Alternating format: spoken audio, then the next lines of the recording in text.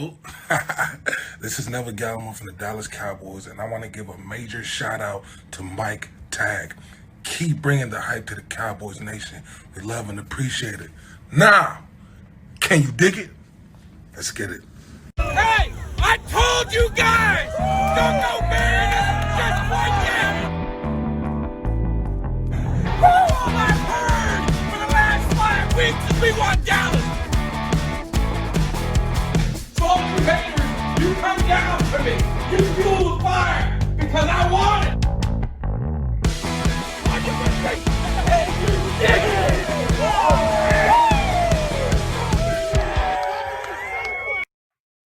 What is up, Cowboys Nation? Your boy Mike Tag. We are getting this thing started.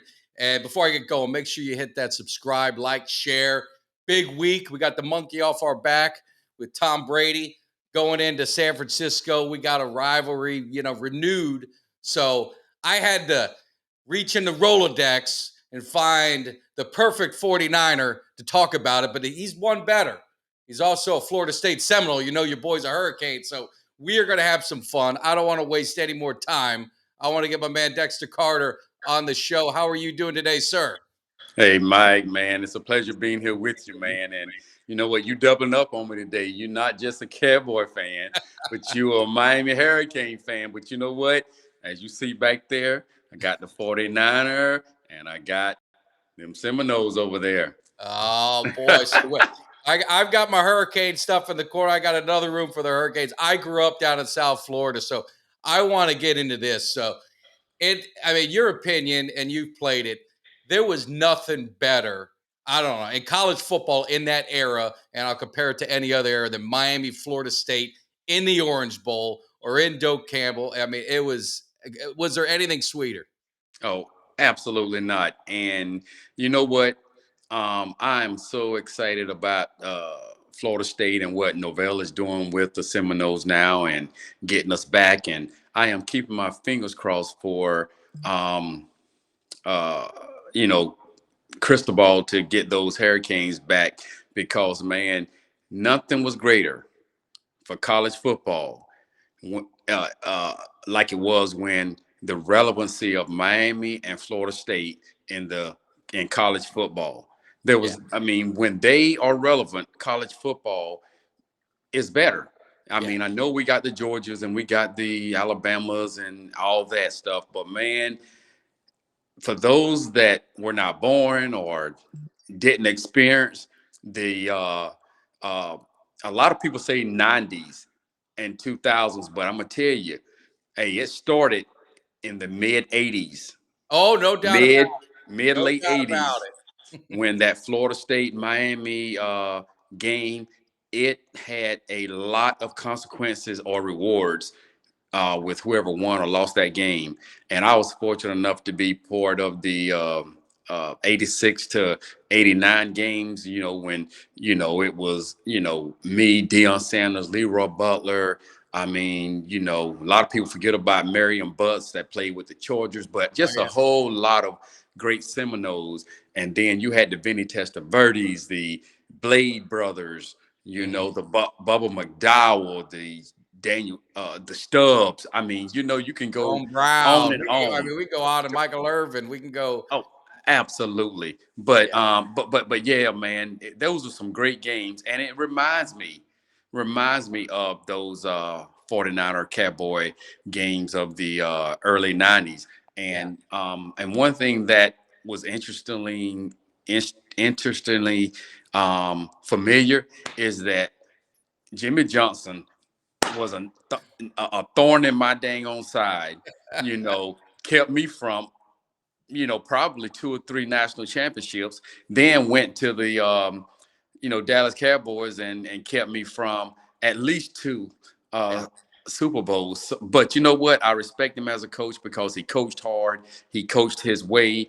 And you know what? So to be intertwined with him, and our football lives, man, was a great, great memory for me. Yeah, and looking back at those games in the 80s, so from 86 to 80, now you're 1-3. You won the last one, but the funny thing is Miami won the national championship, but usually whoever won that decided it. But I go back to that 87 game. I was 12 years old, so I was a young kid, but I remember it. You guys were dominating, and Michael Irvin, 2 huge touchdowns in the end, beat Dion. I know that don't happen often, but beat Dion, and then they came back and won, and that was another national championship for them. So just talk about those games and what it meant, especially beating them in '89. You guys, I think, started 0-2, and that was a killer because you guys, I think, won the rest of the games. And it was it the forgot what ball you lost to Clemson, and I think there was another team early on, Yeah, but yeah, yeah. We that was playoff. It would have been we would have been meeting in the championship every year. absolutely 87, 88, and 89.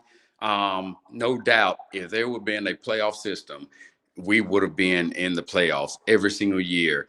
And who knows how that would have gone. But uh, yeah, you're talking 1989.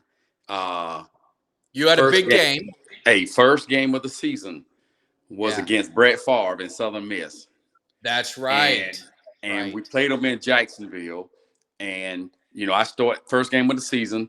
I had over 100 yards, but Brett Favre, and there was a receiver named Michael Jackson, not the Thriller, but Was it that the was Michael Jackson who played for the Ravens or the Browns or played for the Browns, Browns? absolutely. Yeah. And you know what? And they came out and they shocked us. They shocked us. I think they beat us by matter of fact, they beat us 40. No, what was it? Oh, see, I don't know if you could see this here, but this right here, Yeah. this is the schedule.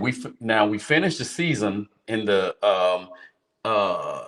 UPI second in the country, but the AP third. But Yes. unfortunately, we started out with Southern Miss, and they beat us 30-26. And then the second game, third, we lost 34-23 to Clemson. Yeah. And we had that come to Jesus talk. That same talk we had in 1994 when Ed DeBartolo had to come out there and talk to us in San Francisco when we started out like 1-3 or something like that. But Hmm. nonetheless, we started out 0-2. And then we came back and killed everybody else from LSU to Auburn to Nebraska, everybody. And matter of fact, 1989, as you said, we won what 20? 24 to What was it? 10. 24-10. 24 to 20, 10. You had a buck 42 with a touchdown. yeah, and you know what? That year, I was the only running back to run for over 100 yards against Miami because that defense was number one in the country. Oh yeah. But yeah, we won the game and it was convincing. But back then, that you guys ended up beating Notre Dame when they were, I think, number one, and you beat them at the right time.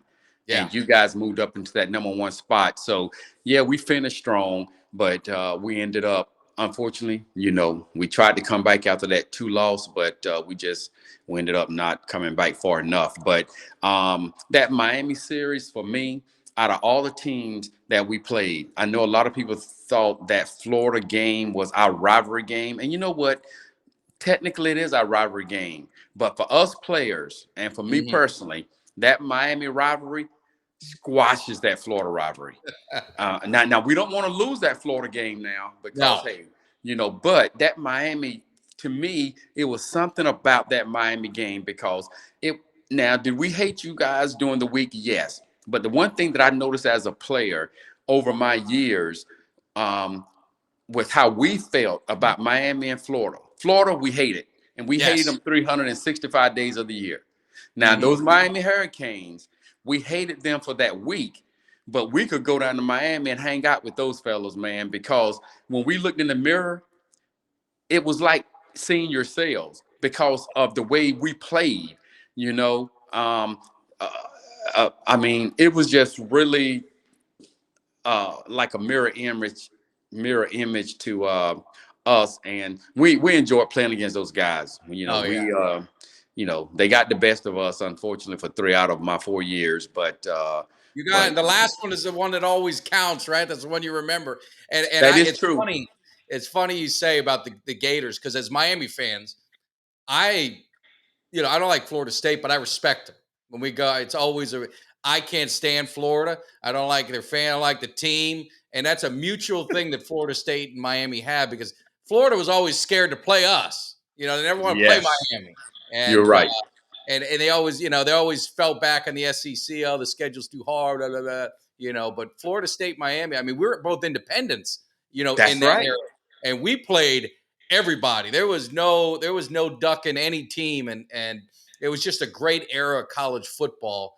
And seeing the teams now, I got to say, I thought Miami was going to get the best of Florida State. Beginning of the year, I was so excited. I just thought Miami's back. Cristobal, we had the talent, and that season just spiraled out of control for us. And Florida State kind of started a little slow, and they steamrolled. So to your point earlier, I think Florida State is getting back where they need to be. We got to catch up, and I think Cristobal will get there. I think he needs his time to get his guys and get his program the way he wants it. Yeah, and it took Norvell 3 years, so they gave Norvell a little bit more time than they gave um, uh, It was before him. Willie Taggart was before. Willie Taggart.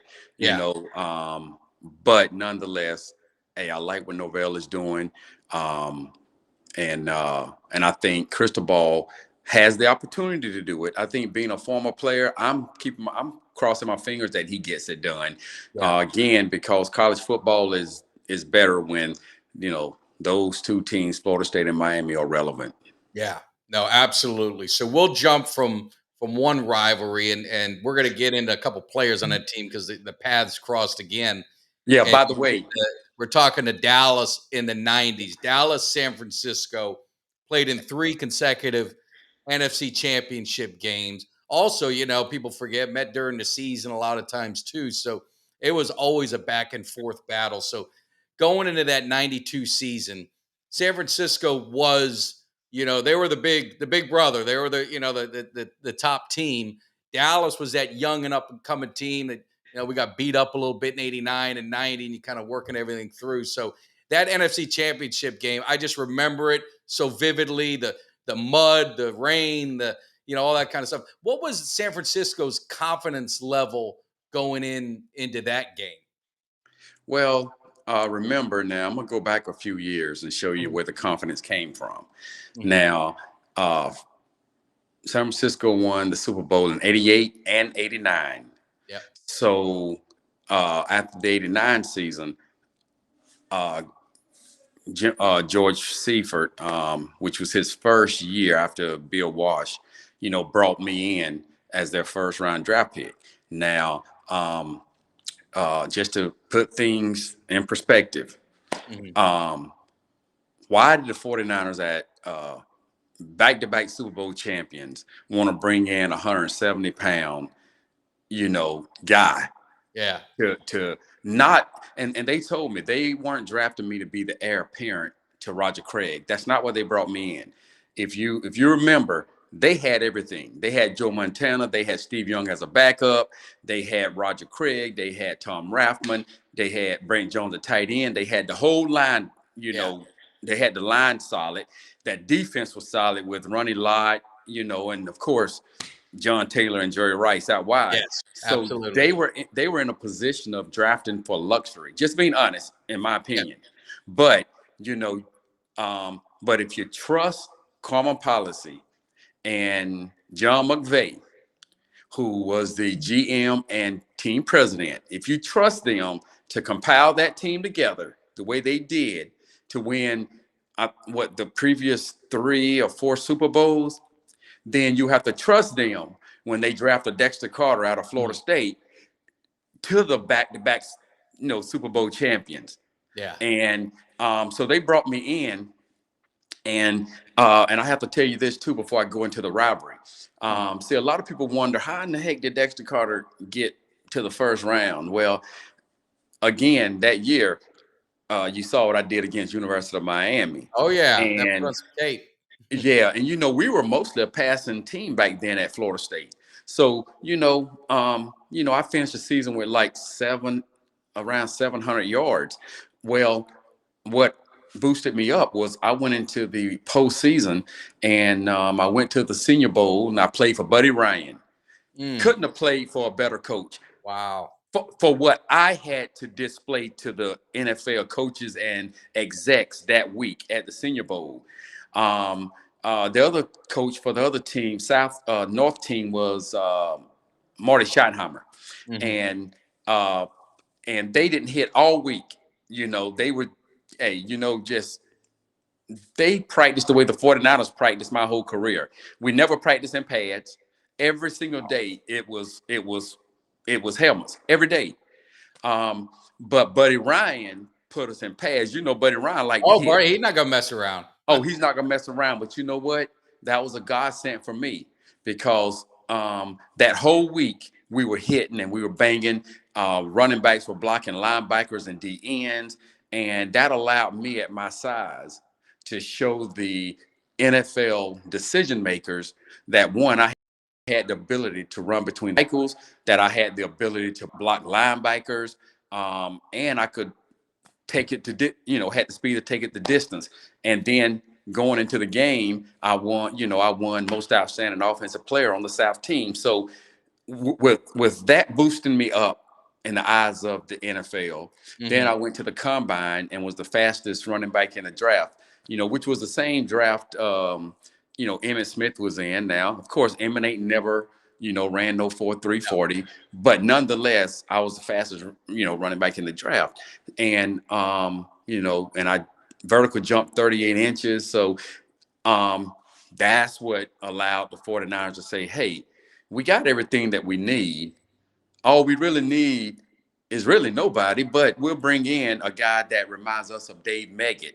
Yeah, I was gonna say you're a mismatch kind of. You could do everything: Abs- backfield, receiver, and special yes, teams, and all that stuff. absolutely. So that's what they did, and I'm laying all the groundwork because you know it depends on who you ask throughout my career. You got some experts out there that aren't really experts that, say, man, the 49ers shouldn't have drafted him. But you know what? When you're a team like the 49ers and you got the execs of the year who have made decisions in the Yep. past, you know what? Hey, they know what they're doing. And so, and ironically, I came in and throughout, training camp, I worked my way up to back up Roger Craig. And Mm. when Roger Craig got hurt, about game 5 or 6, I came in. First game I played was Monday Night Football against the Rams, and I had 124 yards rushing on 13 carries, and scored my first touchdown on a 74-yard run. So anyway, eventually in my career, Ricky Waters came in, Amp Lee came in, and I finally did what they drafted me for, which was relieve John Taylor on punt returns Mm-hmm. and become the kick return guy. And you know what? It paid off because I was voted on the all-time 49er team as the kick return specialist. So, it paid off. Now, fast forwarding to answer your question, um, uh,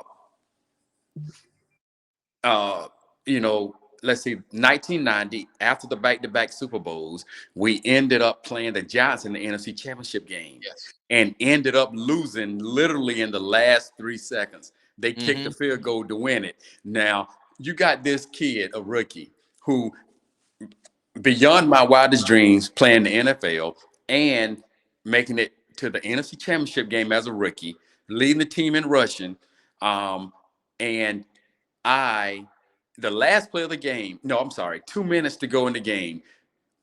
The Giants have no timeouts. We're driving the ball. We're on their 40. So all we got to do is just literally run timeout. Yeah. Well, Joe Montana went to give the ball to Roger Craig and somehow mishandled the handoff between them both. It goes right up in the air. Lawrence Taylor grabs the ball, and That's then right. Hostetler drives the ball down, and they kick the field goal to actually win by 1 or 2. And what's crazy is I remember when they went out to kick the field goal. I've never been on field goal block in my life.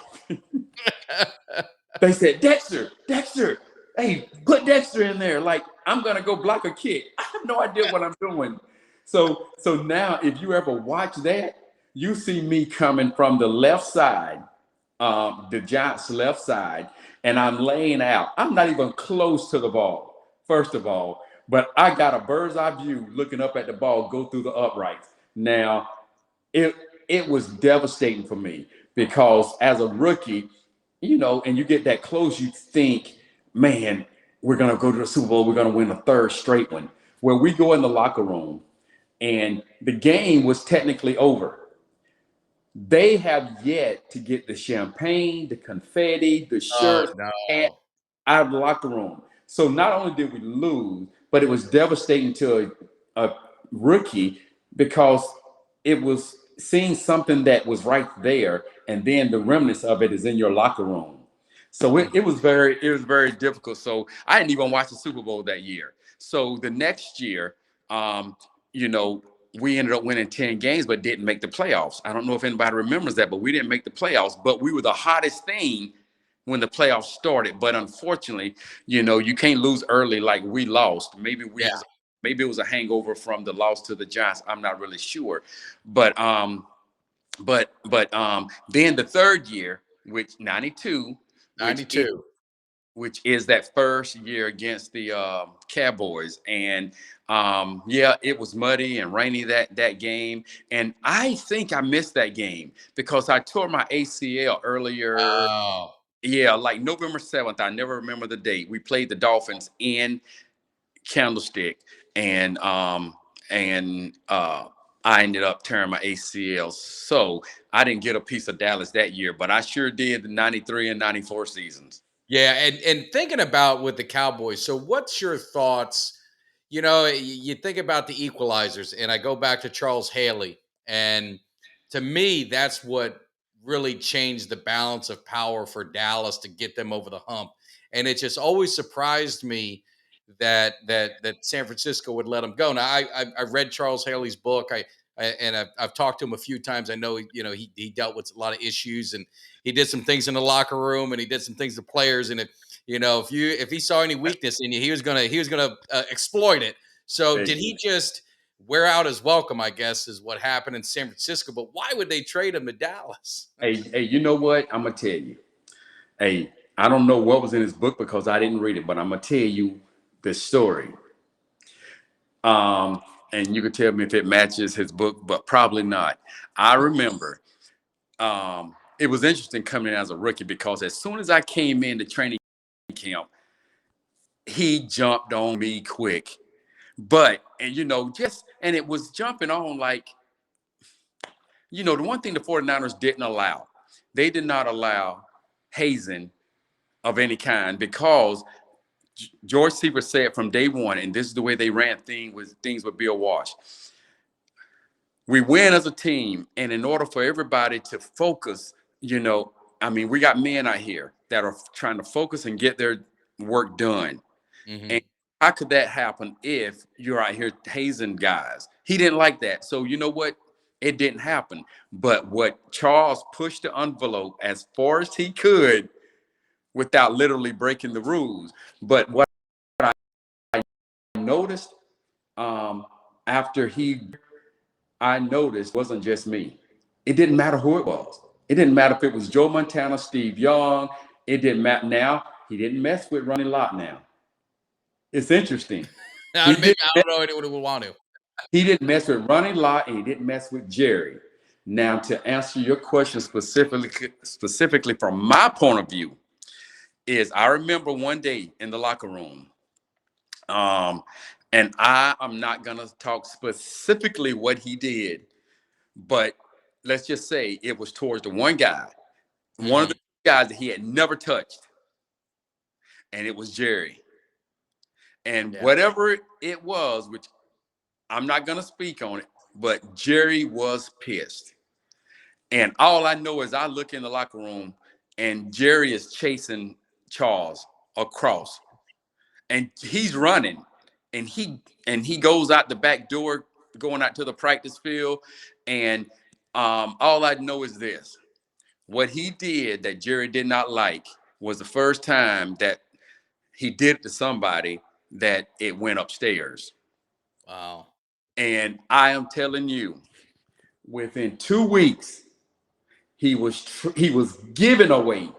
Yeah. I'm telling you, giving away for nothing to our biggest rivalry. Now, why? I mean, you know, it had to be something bad if we give him, knowing he's the difference maker to the Dallas Cowboys.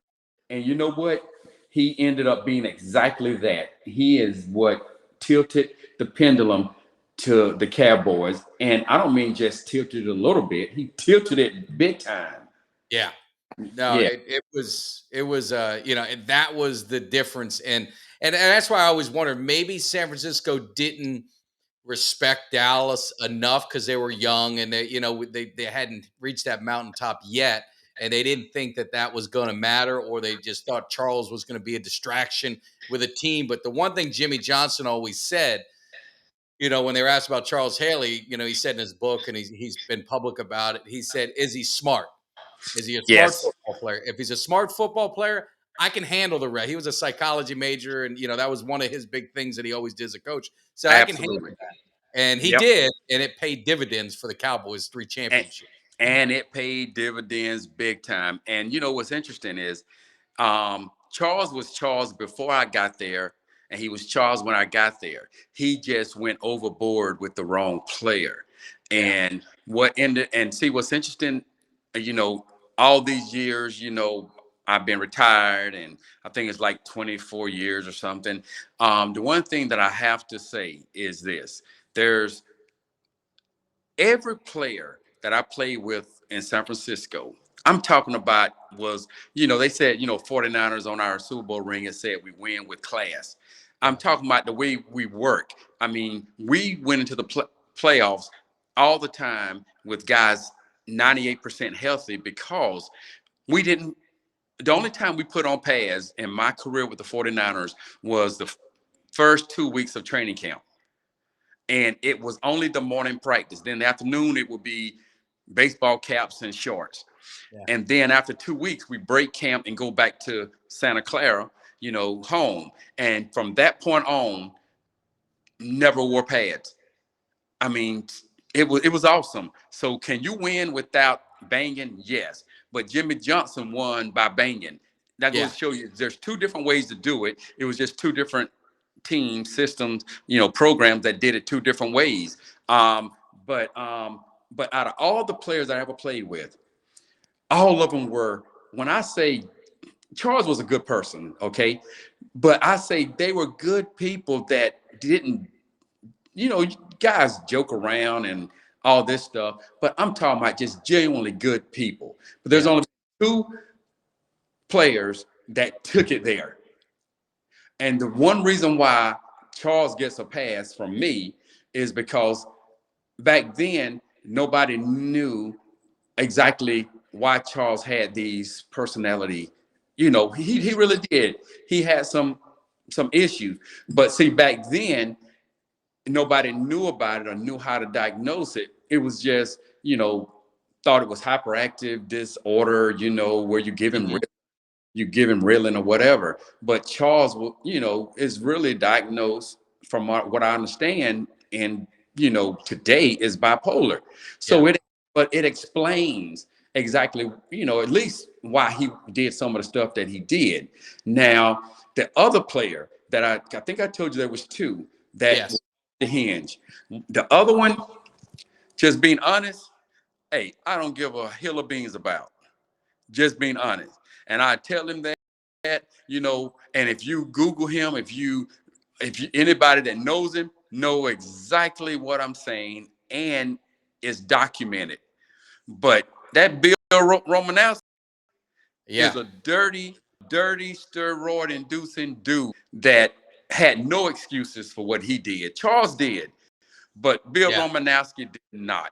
And you know what? And even today, he fires me up because, there was a personal situation him and I had in the locker room one time. I heard. And, I didn't want to ask you about it. I wasn't going to bring it up. But I did see it. I want you to ask me because I wish Colin, what is the Herd show? Colin Cowherd. He was on Colin Cowherd. Basically, was over a sandwich in a microwave. if he's watching this, he needs to have me on his show, because I remember when I coached at Florida State from 2007 to 2010, I was the running backs coach, and one of my players brought in his book one day and said, "Hey, coach, what is this?" So I had to explain it then. And then years later, he goes on the Herd Show and he tells the story. And you know what? He's telling it wrong. The only thing he got right is that it had to do with the microwave. And I'm gonna tell you exactly what it was. You know what? We all used to at least 2 or 3 things we could put in the microwave. Everybody did it. You just restart it. Okay. And then you take yours out whenever it's done. Well, I did the same thing that we did every single day. And I put mine in there, and he took it out. And in my mind, I'm thinking that's got to be a mistake. He must not, he just don't know, because he took mine out. So I opened it back up, put it in there, and he said, "What are you doing?" I was like, "I'm warming up my food." He said, "Well, I don't want yours in there with mine." Now, I've got my left hand on the microwave door. He's to my left. He's to my left, you're right. Okay. And literally, when I say, when he says, "I don't want it in there," and I was like, I kind of gave him the, like that. Did he rush me? He absolutely did.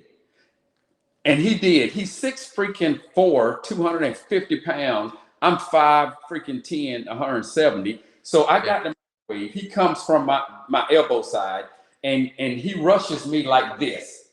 Now, it was a table behind me, so I fell back on the table. As soon as I fell back, all the guys came in and stopped it. Now, as he rushed me, the door broke off the microwave, and it's in my hand. Okay. Now, as he, what he said, "Oh, I choked Dexter Carter. I had him up on the wall." A wall was never involved in it, ever. He never threw the microwave. Matter of fact, I threw the dang on door at him. Matter of fact, when those boys, my teammates came and broke it up, it happened that quick. And I kind of went crazy. I don't blame you. I don't blame you. I mean, the thing with Romanowski, I mean, he was in that era, and I know the guy's he's a clown, like you said, steroid. He spit on a player. Yeah. He spit on a player. JJ Stokes, I believe it was, a 49er. So he's a classless guy, and I was doing some research on you, and that one came up, and I'm like, heck, that sounds, I didn't know what to believe, because he's a liar, but I didn't want to bring it up because I don't want to give him any attention. But that's why I just what, absolutely. But I want to make sure people know how I feel about him. And you know what? As I said, when you Google him, you know what? It's clear he's one of the nastiest players to ever play in this league. And you know what? And if he didn't take steroids, which he was always a step ahead of the system, he would have probably never played as long as he did. But anyway, it is what it is. But what's interesting is, after that situation, again, just like the Charles and Jerry situation, word gets upstairs pretty quick. So word got upstairs. He called me and Bill up to his office. And this is what he said initially. He said, "Bill, and he said, you seem to have always had a problem with Dexter in training camp, because running backs always block linebackers." Yep. And I was squatting 600 pounds in high school, touching the chair and back up. When I left Florida State, I was squatting 700. So I had quads on me, right? So at 5'10", 170, you think I can't block. And that's what Buddy Ryan and the scouts saw at the Senior Bowl. So every year, every training camp, we always have to block linebackers throughout the day. And it was quickly shown that I was the best, if not one of the 2 best blockers against them, because all you got to do is have leverage, balance, and angles, and stud them. All you got to hold them is 1001, 1002. By the time 1002.5 come, if they're bigger than you, they throw you out of the way. Yeah. By that time, the quarterbacks either step up, thrown the ball, or gotten out of the pocket. Well, he used to be pissed off and mad, and George Seifert said it. He said, in training camp, you always seem to pick a fight. And he did. We used to get in a fight every single training camp, but fights last about that long. Yeah. You know what I'm saying? And thank goodness, because he's freaking bigger than me. but George Seifert pointed it out and said, you know what, that needs to cease right now. And he never did it again. So he did what he thought he could get away with. Yeah. So I'm glad, you know what, you wanted to ask about it, you didn't. And I'm glad I brought it up because now you and everybody on your show, if they ever come across it, they know, one, he's a jerk. Number two, your boy Dexter Carter wasn't scared. Well, I'll make sure I clip it up and we'll make sure everyone knows about it. And like I said, I don't want to give him too much time. I've never was a fan of his at any level on any team. But yeah, I'm glad you cleared the air on it. We'll definitely talk about it. Now I know we're up against time because I think you got to run. Oh yeah. But I really, if you can just give me a few minutes on the Cowboys and the 49ers. I know you still follow the team. What's your feeling of this matchup Sunday? It's almost like I said, we're getting that Miami Florida State thing back. We're getting a little rivalry going. You guys got us last year in the playoffs. Now we're going to your place and hopefully we can return the favor. Yeah, it's good to see one, this rivalry reignited. And being honest, I think the Cowboys are fortunate to be there. I think what the D coordinator for the 49ers have done with the talent that he has on that team and the system and the strategic way that he play those players, I think they're number one in every single category, and it's not by surprise. That's what they do. If they keep guys healthy, any offense is going to be challenged that goes up against the 49ers. And the 49ers, if they can keep Debo healthy and, that receiving core and that offensive line, they're going to have some running backs. More. Oh, yeah. Yeah. One thing about Shanahan, he was about 10 years old running around the field when his daddy was the coordinator. And the one thing him and his dad is going to do, they are going to have a running game. And, and if he'd have ran the ball even more, well, no, I'm not going to say that. I was going to say if he would have taken that advice in the Super Bowl, maybe they wouldn't have been laughed at. They'd be up 28-3 and lose it. That's where I was going to go with it. But you said it. So, hey, I don't have to say it. But that running game they're going to have. And I think he learned his lesson. And I think now Cowboys got a good defense now. Yeah, you hurt me. You're sitting there saying we're lucky to be here. I don't understand it. Yeah, we got the offense. Yeah. I say that because the way you guys have fluctuated and played this year, I mean, you've under what performed. How? I mean, because you're hurting my feelings. San Francisco lost to Chicago. They lost to Atlanta. They lost to the Broncos. I mean, underperformed. What are you talking about, man? Right. But look, we've gone through three quarterbacks. We've gone through three. Backup went 4-1. Our tackles, our big time tackle, was hurt. I mean, Samuels was hurt a number of times this year. So at the end of the day, all these NFL teams are good. Yeah. Nothing away from them. But even Cowboy fans themselves have criticized Dak Prescott's performance, which I personally didn't totally agree with it. But the way y'all played this week compared to previous weeks, man, you guys just played head and heads above what y'all had played in the past. So I just personally think that one, y'all don't match up well with the 49ers because their offense. Tell them we're too finesse. Is that what you're saying? Say it again. You're saying we're too finesse? You know what? I don't know if it's too finesse or not. I do think getting Hilton is a positive thing. Yeah. Because it forces 88 to do what he does because he can play. Oh, yeah. But a lot of people forget Michael Irvin would have did what he did anyway. But I'm going to tell you, a lot of people forget about 80. Tony, who are you talking about?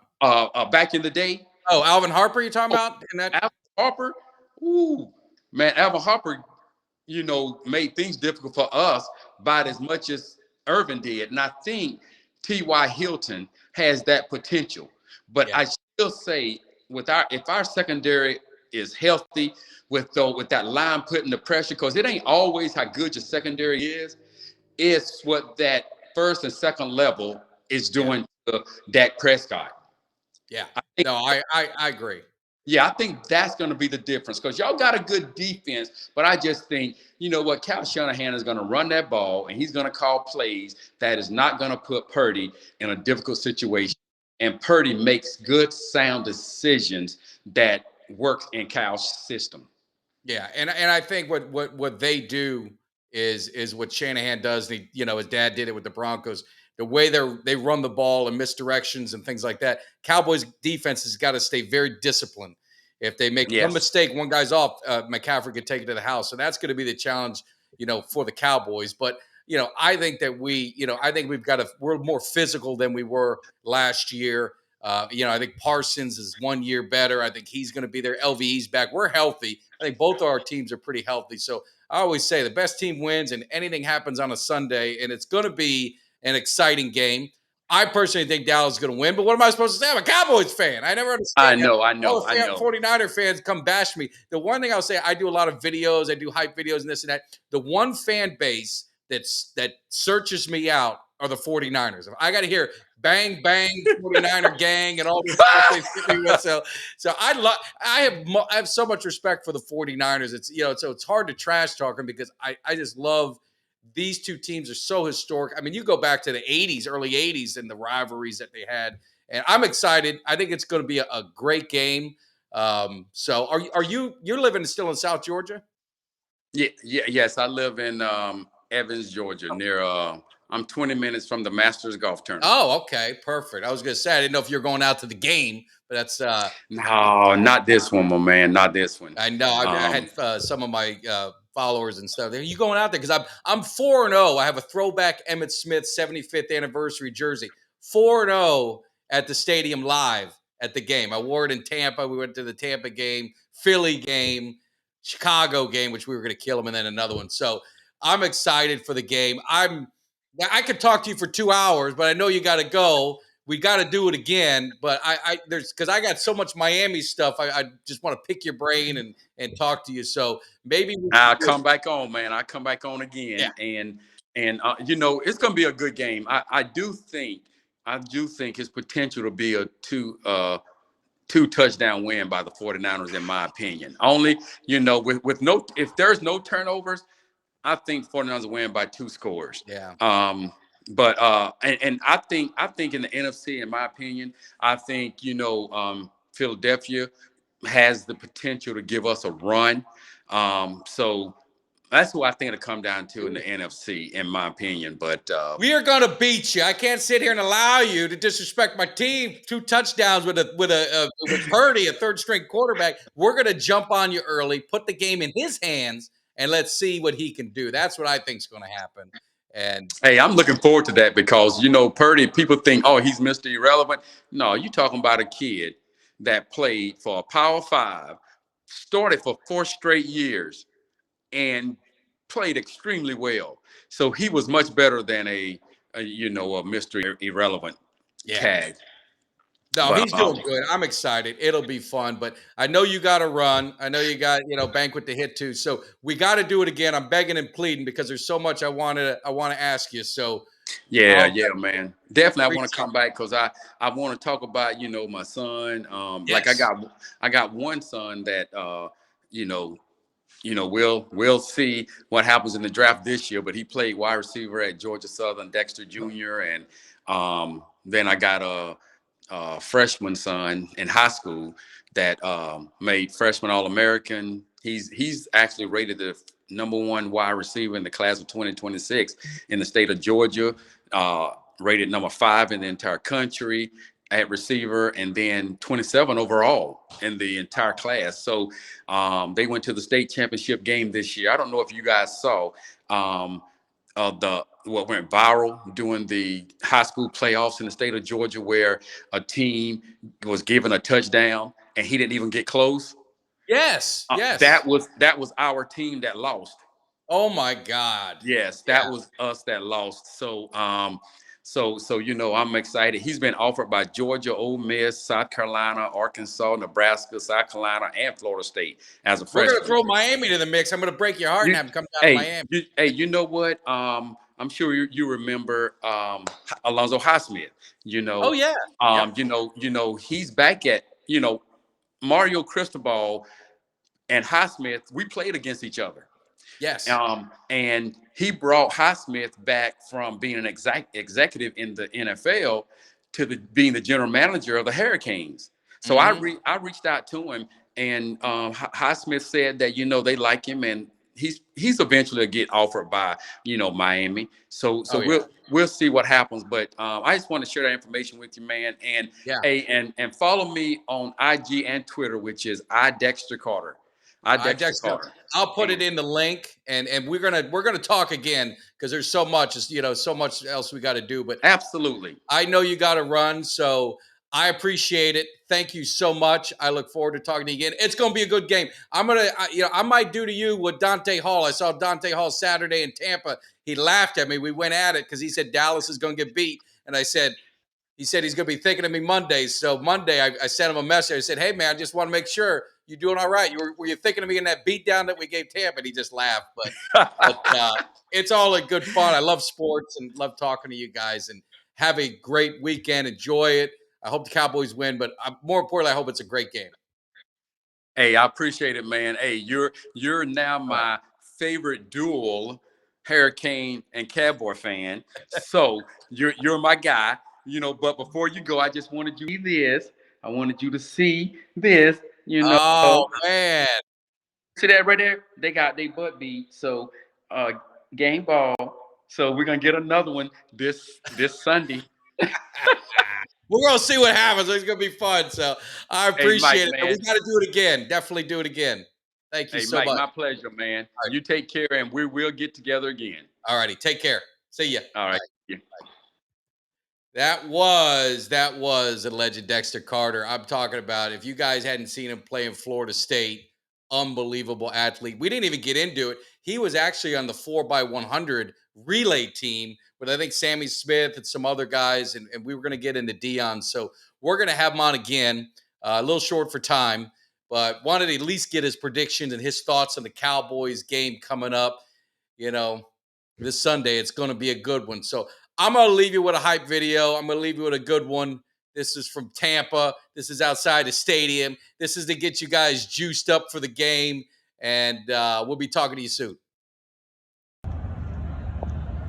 Woo! What is up, Cowboys Nation? You just saw what happened tonight to our good man Tom Brady. All the hate, all the talk, all the crap we had to listen to. I just got one thing to say. You guys, take this as an experience. Find somewhere else to hang your hat because this is my world and I control it. And Cowboys Nation, we just getting this party started. So you haters, keep bringing it because I love it. Can you feel me? Then can you dig it?